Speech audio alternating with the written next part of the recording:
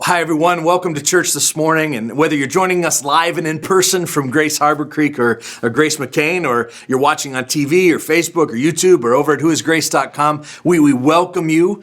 You are one of many thousands of people experiencing God as part of the Grace Church family today. And I'm so glad that you prioritized being with us. You know, we started this new year with this series called On God, Life, and Love, where I wanted us to reflect on some scripture passages and topics that would set us up well to attack 2021. I mean, after a difficult 2020, I wanted us to be sure that we're building our future on the right foundation. And so we started out in week one by looking at incorporating critical spiritual disciplines into our lives. These practices have a unique ability to positively impact every other area of life. And so I urged you as a baby step that week just to make church a priority in this new year. Don't leave it to chance Sunday after Sunday, but put church on your schedule, starting with this series. And for some of you, man, you're 4 weeks in, and I just want to cheer you on in that. Keep going.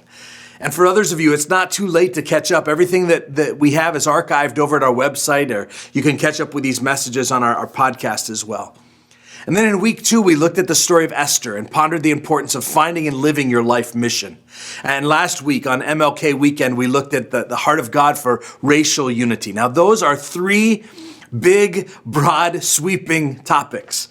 And they're critically important, but also difficult to prioritize and stick to. And so this morning, I want to go to a scripture that I hope will encourage you, especially if you're already a bit discouraged by 2021. I mean, we're 10 months into a pandemic. We have this crazy climate in our country right now. Maybe you're frustrated with your kids' schooling and activities. Maybe your marriage is struggling, or you have concerns about your health or your personal spiritual life. Maybe you started the new year strong with a treadmill and now it's back to being a laundry hanger. I don't know what it is for you, but the clear call from our text today is don't give up. Don't give up. And on a personal note, I've read a number of reports that pastors are resigning or about to resign from their churches in record numbers. The pandemic has been hard on everyone, including pastors. They've become somehow lightning rods for a lot of vitriol about masks or no masks, speak up about politics or stay quiet about politics, or open up for in-person gatherings or stay online. And the pressure around these decisions and many more has never been greater. And not only that, but the measures of kind of how a church is doing have become hard to define. I've been in sports my whole life where there are built-in measures of success. Like there's a scoreboard, there are stat sheets. You know where you're at all times. But some of you have businesses and you have bottom lines and P&L sheets, and you have a pretty clear measure of how you're doing. In ministry, it's always been hard to measure.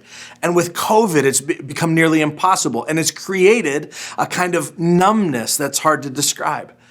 And if I'm honest, there are times when my mind has wandered. You know, there are other things that you could be doing right now. That is until the clear voice of the Holy Spirit has come in and said, don't give up. Like there's so much more I have for you. Don't give up. In fact, here's my big idea today, and I believe it's a word from God for some of you. And it's that when life gets hard, don't give up. Some of you have considered giving up on God, giving up on faith or on your calling. Maybe giving up on a situation that God has put before you, or on a person that God has brought into your life. Some of you have considered giving up even on your own life.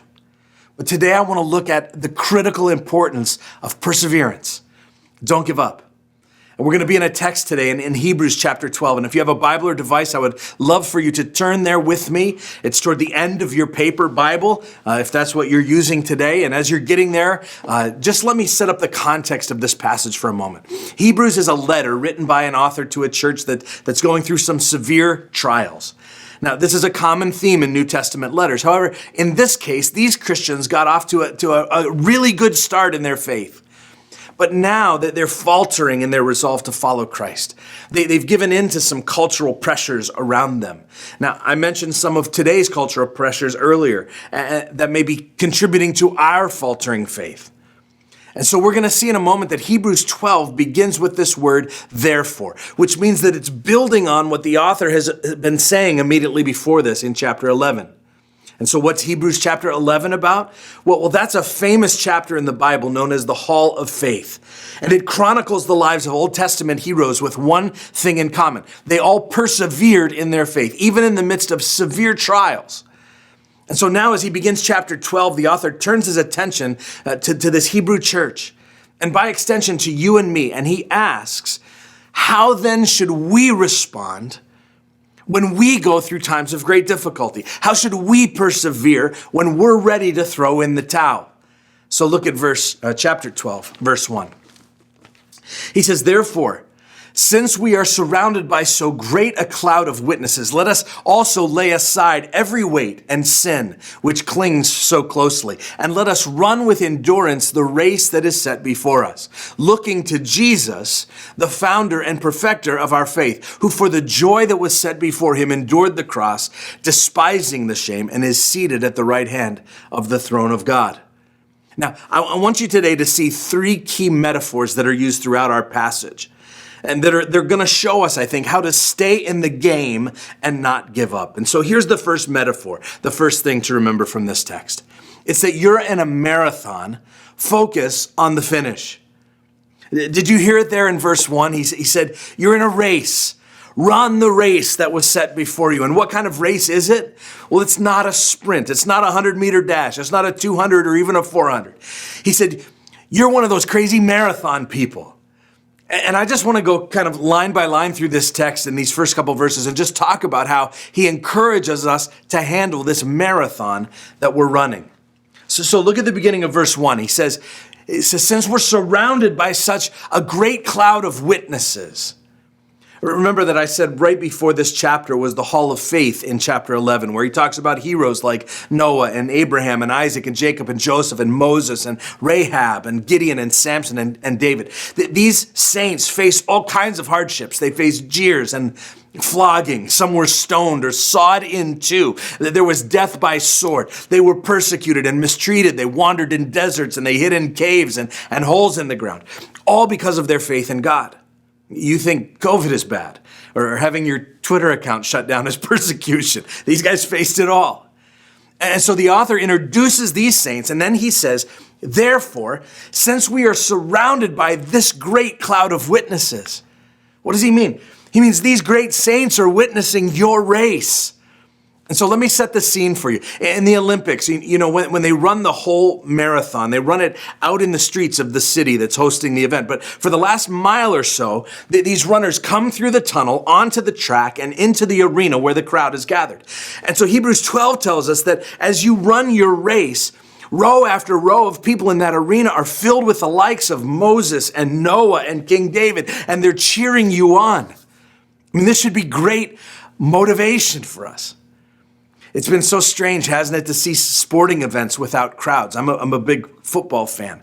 And it's weird to know that all the crowd noise that I'm hearing as I watch a game is being created only for me, for the TV audience. That the players on the field are playing in total silence. Now, in the NFL, they've put these video screens and cameras in the end zone so that players can run over to these big screens and celebrate and remind themselves that there are fans out there watching them play. Now, I grew up in a football family where if you scored a touchdown, you handed the ball to the ref with no celebration, no fanfare.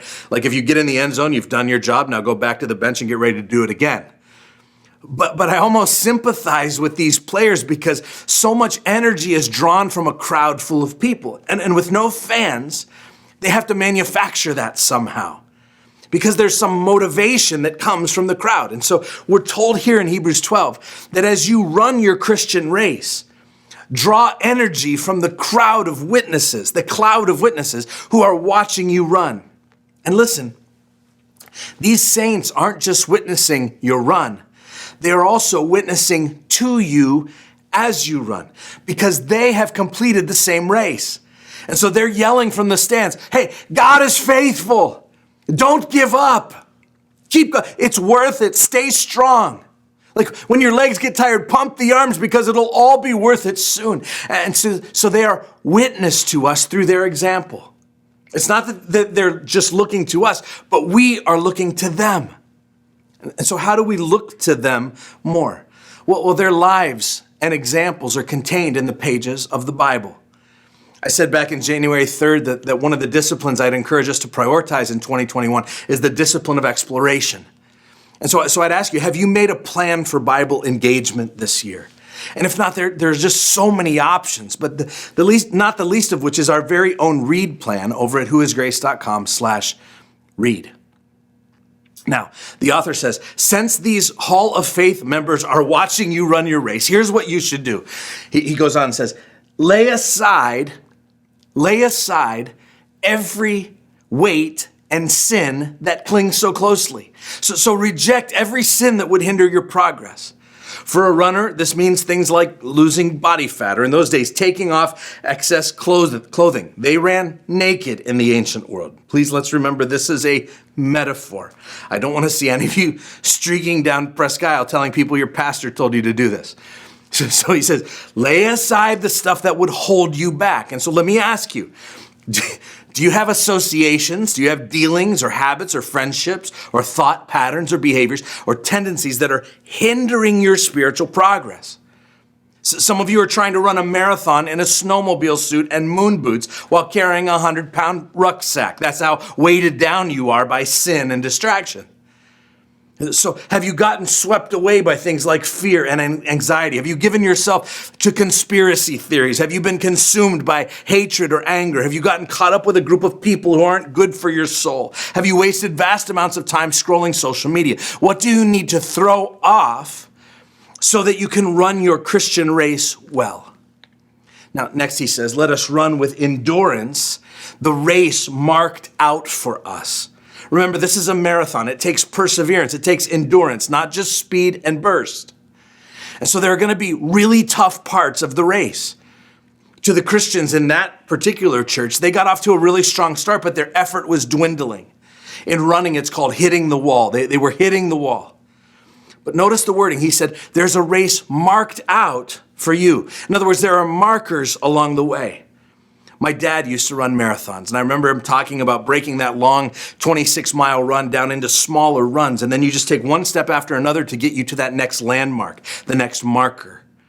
So guys, you have a race marked out for you, and you're not going to stand before God and answer for how well you ran someone else's race. You're going to answer for how well you ran yours, the one that was marked out for you, the one that God has decided for you. Now, there are signs and markers along the way to let us know that we're on the right track. Now, at the beginning of verse 2, he orients us to the most critical factor in not giving up. Look what he says.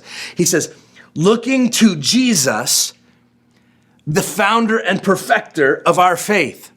So he says, focus on Jesus, focus on the finish, focus on the one whom this whole thing is about. You see, the supreme witness in the great cloud of witnesses is Jesus. And perseverance is only possible in this race when we stop focusing on our problems and we start focusing on Jesus. When we stop focusing on our everyday troubles and start focusing on the finish line. I remember teaching my kids to mow. They're all grown up now, but when they were little, we have this big yard and we have some long stretches of grass, and I would teach them that when you're setting kind of the first row, if you just look down at the ground, when you're mowing, you're never going to get that first line straight. But if you pick a focus point at the far end of the yard and you aim there and you walk straight there, you put the center of the mower right on that mark, you're going to have a straight line every time. It's the long view. And so he's saying here, look up from your problems and look to Jesus, because he's the one that's going to keep you walking in a straight line. In the ancient Greek stadium, the runners would keep their eyes on this stone statue of Zeus near the finish line. In the Christian race, the runner keeps his eyes on Jesus. And then there's this profound description of what Jesus did at the cross. It says, it's I think, a great model for us. He says, for the joy that was set before him, Jesus endured the cross. It reminds us of the role of perspective when it comes to perseverance. Like, one of the key ways Jesus was able to endure the cross was because of his perspective. He kept his focus on the joy that was set before him, on what was on the other side of the cross, being reunited with his Father, purchasing salvation for all his children, re-entering the glories of heaven. It was because his perspective was focused on those things that Jesus endured the cross. The road to joy went through the cross. And sometimes your road to joy will take you through great difficulty. But remember, Jesus is the prize at the end of the race. Perfect joy awaits you there at his side. So what is your great difficulty? Is it failing health? Is it an addiction? Is it a child who's walked away from your family? Is it an unresponsive spouse, the death of someone close? Are you out of work for an extended time? Guys, there is joy on the other side for those who faithfully endure it. Don't give up. Look to Jesus. Focus on Jesus. Remember a heavenly perspective. You're a marathon runner. Focus on the finish. Here's the second metaphor. It's that you're in a fight. Take after your trainer. Now, let me be clear, because sadly, I feel like I have to. When I talk about Christians entering a fight, I don't mean storming the Capitol. I don't mean burning down Target buildings. It's a spiritual fight we're talking about. The metaphor is one of a boxing match. And one of the keys to not giving up is to remember not only that you're in a marathon, but that you're also in a spiritual boxing match, a fight or a battle. Look at verse 3. Consider him who endured from sinners such hostility against himself, so that you may not grow weary or faint-hearted. In your struggle against sin, you have not yet resisted to the point of shedding your blood. All right, so he's reminding us here that Jesus took a beating. He endured hostility against himself. He was in the fight of his life. And now you, as his followers, he's saying, are in the same boxing match. And so if you're going to persevere, you need to take after your trainer, Jesus. I don't know where we ever got this notion that the Christian life would be smooth sailing. It's certainly not from the Bible. Now, notice the author tells us to consider him, to think about Jesus, to compare yourself to Jesus. Why does he do this? Well, comparisons are powerful. We all compare ourselves to others, but usually we compare up. Especially when we're going through hardships. We do this thing where we say, well, look how bad I'm suffering. Why does so-and-so get off the hook? Or why do those people have it so easy? Or why does no one else have it as bad as me? Poor me. But what if instead you remember that there's always somebody worse off than you? It's going to help you to count your blessings. In fact, I want you to practice saying 4 important words. These 4 words provide a great lesson in contentment. And I think we need to learn to say them more often. In a culture where the default is to say, I wish I was better off, we need to learn 4 words. You ready for them? It could be worse. I'd encourage you just to practice saying this every day, okay? And so the next time you go to get in your car, you're going to be tempted to look at all the other cars in the row and think, if only I had a bigger car, a newer car, a more expensive car, then my life would be good. But today, at least, you're going to practice a new way of comparing. When you get to your car, you're going to look down the row and you're going to say to yourself, instead of it could be better, what are you going to say? It could be worse, with great passion. And when you drive back to wherever it is you live, your apartment or your house or whatever it is, you're going to get to that door. And when you put your hand on that doorknob, you're going to be tempted to look around at someone else's home. And you're going to be tempted to think, you know what, if I lived in another place that was bigger or nicer or newer or more expensive, then I would be happy. But today, you're not going to do that. Today, when you walk to your door, you're going to look around and say to yourself with great passion, what are you going to say? It could be worse.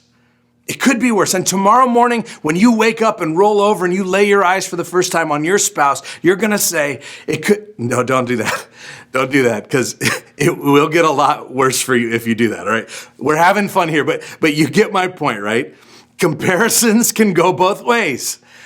And the point of the author here is he's saying, you think you're in a fight, but Jesus was in a serious fight. And so compare yourself to him. And after an enthusiastic start, the Christians in this Hebrew church were growing weary and faint-hearted. And their perseverance was faltering. Some of them were even tempted to give up altogether. They had endured public abuse and plundering of their property and imprisonment. And they were looking around saying, you know what, all my other friends and family who aren't Christians, they aren't going through all this crap. Maybe it's not worth it. And the author says, well, instead of comparing yourselves to them, why don't you look to your trainer, Jesus? Compare yourself to him. And the author essentially says, as far as I can tell, none of you have been nailed to a cross yet. He says it this way. He says, you've not yet resisted to the point of shedding your blood. This is our fight metaphor. He's like, come on, guys, if you're in an MMA fight and you're not even bleeding yet, don't give up now. You want to stay in the game and not give up? Don't look around you at all that you don't have, at all that you're missing out on. Look at what Jesus endured for you. Compare yourself to him, and it will be a reminder of all you do have. And so in the midst of shame and opposition and social ostracism, don't give up. You're not even bleeding yet. How did Jesus fight? Well, just read the Gospels. He prayed, sometimes excruciating prayers, but he prayed. Philippians 2 says that he humbled himself even to death. He didn't fight to the death, brandishing guns and bombs. He humbled himself to death, even death on a cross. Hebrews 4 says that he was tempted in every way that we are, yet he was without sin. And so, yes, you're in a fight, but don't fight like the world fights. Take after your trainer, Jesus. Well, our metaphor goes from a race to a fight and now to a family. It's my third point. You're in a family, so accept discipline from your dad. Now, the author goes into this section about God's tough love. Remember, he's talking to us about how not to give up when we face difficulties. And a lot of times we're quick to blame our struggles on Satan or on people we don't like. And this passage reminds us that sometimes God is behind the hardships we face. Look at verse 5. He says, and have you forgotten the exhortation that addresses you as sons? My son, do not regard lightly the discipline of the Lord, nor be weary when reproved by him. For the Lord disciplines the one he loves, and he chastises every son whom he receives. It is for discipline that you have to endure. God is treating you as sons. For what son is there whom his father does not discipline? If you are left without discipline in which all have participated, then you are an illegitimate child and not sons. Besides this, we have had earthly fathers who disciplined us and we respected them. Shall we not much more be subject to the Father of the spirits and live? For they disciplined us for a short time as it seemed best to them, but he disciplines us for our good, that we may share his holiness. For the moment, all discipline seems painful rather than pleasant, but later it yields the peaceful fruit of righteousness to those who have been trained by it. All right, so what's he talking about here?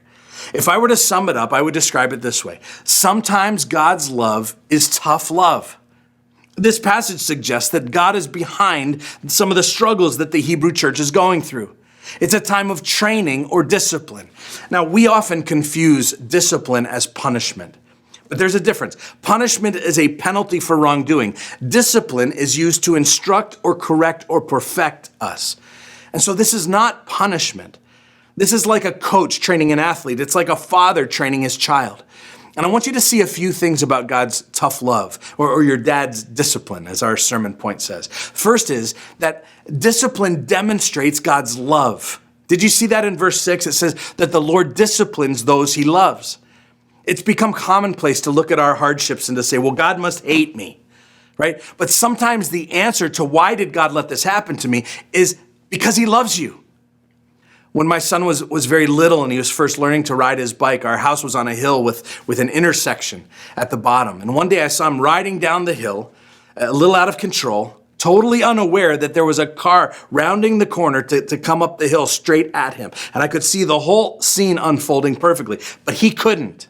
And he was being reckless. And I remember coming out of the house screaming at the top of my lungs. I grounded him from his bike for a few days. Why? Because I hated him? No, because I love him more than life itself. And I didn't want him to get hurt. And I'm sure that my screaming and his grounding hurt his feelings in the moment, but it didn't hurt him as much as what would have happened if I hadn't come out screaming. So God's tough love reminds us of his love for us, but it reminds us of something else. It's that discipline proves you're God's child. Look what verse 7 says. It says that God is treating you as sons and daughters. Like if you're going through difficulties at the hand of God, it doesn't mean that he's deserted you. It means that you're his child. A much scarier place to be would be if God left you to your own devices. But one of the great benefits of being adopted into God's family is that we receive his discipline, even if it's painful sometimes. In fact, a lack of discipline in the home is the equivalent of parental abandonment. Notice verse 8 says the same thing. It says where there's a lack of discipline, it shows that you're not even a legitimate child. This holds a secondary application from our text for parents today. Parents, don't believe the lie that says that you need to be your kid's buddy. You are their parent. And things like discipline and consequences are a gift to your children. And now, obviously, I'm not talking about physically harming your kids, but clear boundaries, healthy consequences for wrongdoing. This is proof that they're actually your child and that you love them. And guess what? They secretly need and crave those boundaries themselves. So the third thing I want you to see is that discipline is for your development. Verse 11 says that discipline is painful, but it yields great benefits to those who have been, listen, trained by it. We talked in early January about the difference between trying and training. A lot of people who want to grow in their spiritual life think the answer is just to try harder. When in fact the answer is to enter into spiritual training. And one of the ways that God trains us is through hardships. In fact, I've asked many people over the years, tell me about a time in your life where you experienced the most profound spiritual growth. Sadly, no one ever points to my sermons for some reason. But what they do most often point to is they'll look back at a time of hardship or difficulty that they walked through, where God showed up. When God became more than a theological concept to them, but when God became personal and ever-present help in their time of need. And so maybe you're in that difficult relationship that you're in to learn patience. You're training. Or maybe you're struggling with the consequences of your addiction because God wants you to learn dependence on Him. You're training. Or maybe you're walking through this financial hardship to break the back of greed in your life once and for all. You're training. And so on the heels of over 10 months of a global pandemic, it's important for us to ask, how has God been training me through this? Because He's after your development. And when we find ourselves on the receiving end of God's tough love, the author of Hebrews tells us how we're supposed to respond. In verse 5, he says, don't be weary. Another version says, don't lose heart. Don't become discouraged. And many of you have become discouraged in your faith today. But times of trouble must not become an excuse to give up on your faith. Instead, see them as an opportunity to grow and develop, to be trained. Now, if you look back to verse 11 at the end of our text today and consider the payoff for not giving up. Following the race, you see that the victorious runner experiences peace and rest and relaxation. He calls it here the peaceful fruit of righteousness. And I want you just to do a mental exercise with me today. Would you fast forward 20 years into the future? Would you picture yourself there 20 years later, how old you'll be, where you'll be? Now, I want you to imagine yourself living faithfully for God. Imagine yourself totally at peace. Imagine being adorned by the peaceful fruit of righteousness. Now, if that's going to be the case, you need to hear this.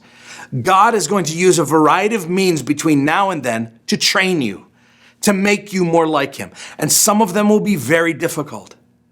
The question becomes, will you endure? Will you persevere in your faith? Will you run the race? Will you fight the fight? Will you submit to your Father's instruction and discipline? These will all be part of your achieving the peaceful fruit of righteousness. Guys, God is good. He has your best in mind, even in times of trial and pain. If you're a believer and you're going through a season of struggle that you can't explain, remember that God is in the process of creating something beautiful out of your life. But the project isn't finished quite yet, and so it looks messy now. And when life gets hard, don't give up. He's still at work in you. So there are two next steps that I would love for you to consider today. The first is simply this. Identify an area of your life where you've been tempted to give up. Where is that for you? Where are you at the end of your rope? Would you just identify that and be honest about it? Really consider it and think about it. And then, would you find a living cloud of witnesses to share life with? Maybe it's a life group. You know, we've been talking about this all month. You can sign up over at whoisgrace.com/life groups. We have a bunch of groups ready to launch. A huge resource you see in battling discouragement and building endurance is Christian friendships, Christian community. You need people around you who will help you to interpret the events of your life through a biblical lens. You need people who will encourage you and speak truth to you, people who will cheer you on in your race. You can find that in a life group, either live or virtual at this point. Or maybe right now for you, it's a counselor. Again, we want to be a church who provides resources. And so you can check out some options at whoisgrace.com/gethelp. There are resources there for formal counseling, for pastoral help, for financial help, marriage mentoring, just some great options. Or maybe for you, it's circling back with a mentor or a Christian friend that you've lost touch with over the years. But when you find that cloud of witnesses, your personal cheering section, would you invite them then into your struggle? Would you confess to them that area where you're ready to give up and let them speak life and love into your situation? Well, we talked today about how to stay in the game and not give up, learning from these metaphors in Hebrew 12. We said you're in a marathon, focus on the finish. We said you're in a fight, take after your trainer. We said you're in a family, accept discipline from your dad. But the key lesson is don't give up. When you feel like there's no way out of your situation, when there's this little voice telling you you're not going to make it, or when you feel like the psalmist in the Bible when he said, the floods engulfed me, when you're worn out, when you're done, when you're at the end of your rope, don't give up. The love of Christ surrounds you. The presence of Christ fuels you. The power of Christ is within you. Don't give up. Stay in the game. I want to leave you with an amazing text from the Apostle Paul, and I pray it will give you renewed energy to keep going. He said these words in Philippians 3:13 and 14. He said, one thing I do, forgetting what lies behind and straining forward to what lies ahead, I press on toward the goal for the prize of the upward call of God in Christ Jesus. I love you guys. Don't give up. God is doing great things. See you next week.